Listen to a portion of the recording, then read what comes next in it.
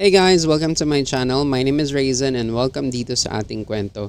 Now for today's video, pag-uusapan natin yung recent drop na ginawa ni Bitcoin. No? Sobrang taas or sobrang baba rather nang ibinagsak niya and pulang-pula yung market kahapon. No? Kung duguan sa Bitcoin, mas lalong duguan yung mga other coins. Now, ang topic natin for today is paano nga ba kung gusto mong mag-exit no, pero hindi ka nakapag-exit sa tamang panahon and naabutan ka ng malaking buhusan. Ano yung dapat na gawin mo? Now, if you're interested to know more about this, then please do keep on watching.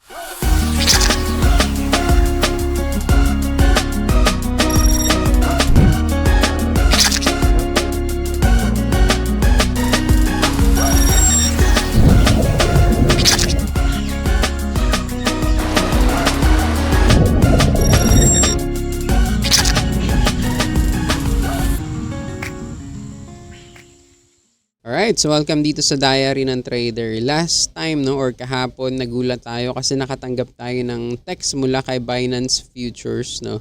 So ito yung naging text natin kay Binance Futures. Ipapakita natin sa inyo no. Last time kasi naglaro tayo kay Binance Futures sa XMR and nag-order tayo ng long no kasi we are expecting na aangat na si XMR. Kung pagmamasdan mo yung Fibonacci, may possibility na magkakaroon na tayo ng bounce sa price niya no nakaraan. So naglagay tayo ng long position dito. And napansin natin na sobrang bumababa na nga yung presyo ni XMR. Kaya naghabol tayo dito. Kung mapapansin nyo dito guys, maraming B. Alright, letter B. That is for buy orders. No? Naghabol tayo. Pero hindi na kinaya ng ating pondo and patuloy na bumagsak na nga si XMR. And nag-text na si Binance Futures na kung hindi pa daw ako magbebenta, posibleng maliquidate na yung aking account, no? So Binance Futures kasi guys, mapipilitan ka talagang mag-cut dahil kung hindi ka nag-cut, no, mauubos talaga yung pera mo. Unlike sa spot, kahit bumagsak man yung presyo, kahit bumagsak man yung coins, hanggat hindi mo ibinebenta, hindi mawawala yung pera mo. Paper loss lang na tinatawag. Dito sa futures kasi hindi ganun yung usapan. Kapag bumagsak and kapag may possibility ng liquidation, benta ka na para hindi maubos yung account mo, no? So, eto na nga. We have no choice but to sell it, no? Talo tayo dito sa trade na ito. And hindi lang ako, for sure, napakaraming traders yung talo kahapon dahil sa nangyaring buhusan dito kay Bitcoin and nadamay yung mga ibang coins, no? So, balikan nga natin yung topic natin na what if nga, no? Nasa spot ka tapos hindi mo na nabantayan na biglang nagbuhusan yung coins. Tapos naisipan mong, uy, dapat ko na itong ibenta kasi kung hindi ko ibebenta ito, may big possibility na mas bababa pa siya. So, bakit ko nasabing may big possibility na bababa? Ito kasi yun guys, oh. Nabasag na natin yung trend na meron kay Bitcoin. Ayan, it's very clear na napakalakas ng pagbasag sa trend niya kahapon, no? Ito kasi guys, dito sa mga areas na dapat na ito, magkakaroon na tayo ng tinatawag nating bounce, no? Meron dyan. Kung napapansin nyo, every time na pumapatong siya doon sa trend, dapat magkaroon na tayo ng bounce. Dito dapat nagkaroon na tayo ng bounce. Pero sa hindi ko sure na mga pangyayari, no? Napakaraming reasons kung bakit tumataas or bumabagsak yung coin. And kahapon nga, sobrang lakas ng pressure or selling pressure and yun binasag nga ng presyo ni Bitcoin itong trend line na ito. So that's an indication for us that clearly nasa bear season na tayo ulit, no? Hindi natin alam kung gaano katagal and kung gaano kalalim pa yung pwedeng ibagsak nito guys. Bakit? Kasi ito pa guys, oh, may papakita ko sa inyo. Clear ko lang yung drawing ha. Ayan, and then clear natin. So yung blue na linyang yan guys, yan yung tinatawag nating 200 MA. And yung 200 MA guys, yan yung isa sa mga indication ng mga investors kung okay pa bang mag long term sa isang coin or sa isang stock, no? So dito sa nangyari kay Bitcoin, binasag ng presyo ni Bitcoin yung 200 MA natin. So for sure, maraming mga traders ngayon, maraming mga investors ngayon ang exit na muna kay Bitcoin. Kaya nangyari, nagkabuhusan talaga guys, no? Ano ba yung kahalagahan ng 200 MA or ano ba yung mangyayari kapag nabasag yung 200 MA? Puntahan natin yung mga previous galawan ni Bitcoin guys and pagmasdan natin kung kailan nabasag yung 200 MA. So eto, okay? Dito sa mga areas na to, no? Nabasag yung blue na linya or nabasag yung 200 MA natin.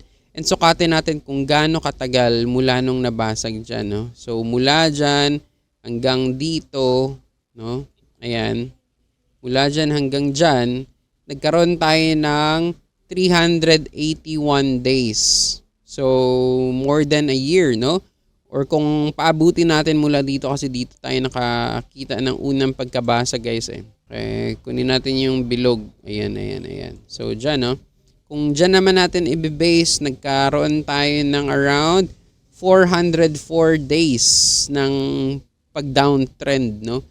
Patuloy na pagbagsak ng presyo. And umabot ng sobrang isang taon yung nangyaring bagsakan sa market. So, that's one, no?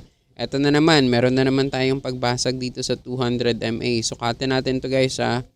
Mula dito, nung nabasag, and hanggang doon, no? Na umakyat na ulit siya. Meron tayong around 82 days. Okay, so 82 days.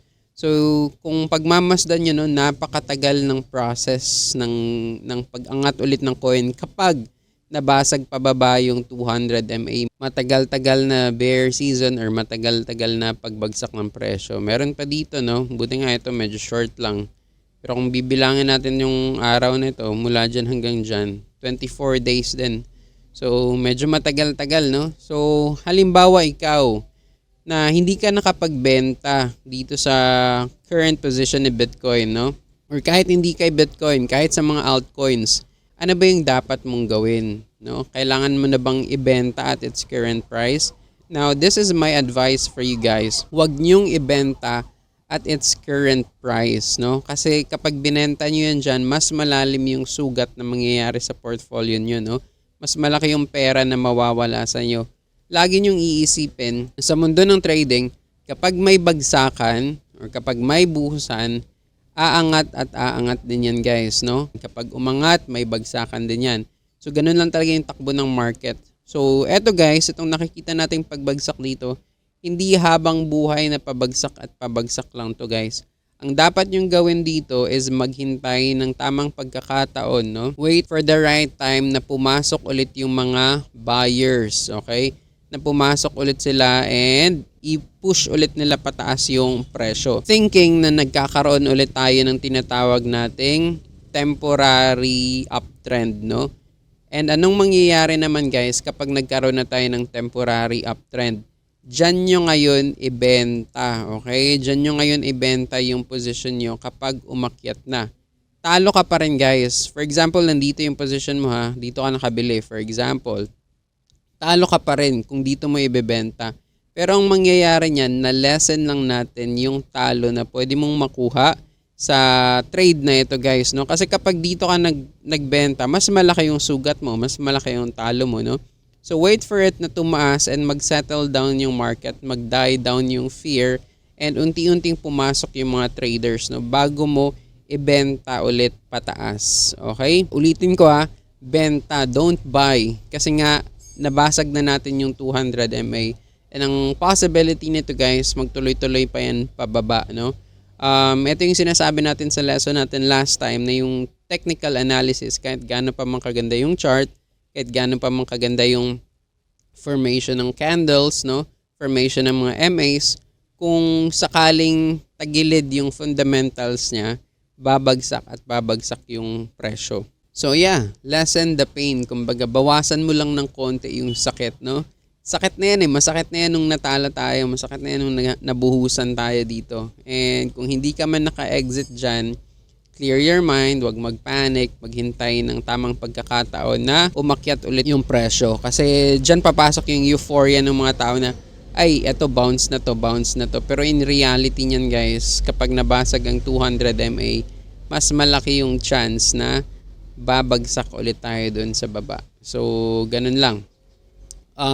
Para sa mga nasa spot yan guys, huwag kayong bumili muna. hanggat nasa baba tayo ng 200 MA. Okay?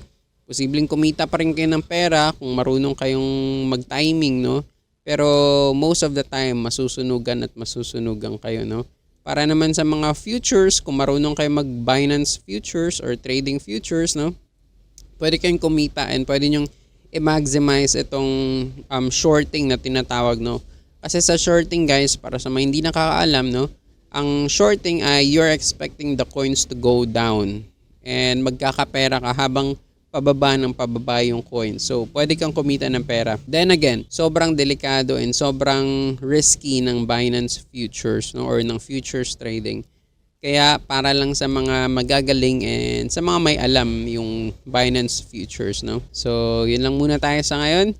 Salamat sa panunod sa ating mumunting channel, no? I hope na may natutunan kayo kahit papano. Hanggang sa muli. Peace out.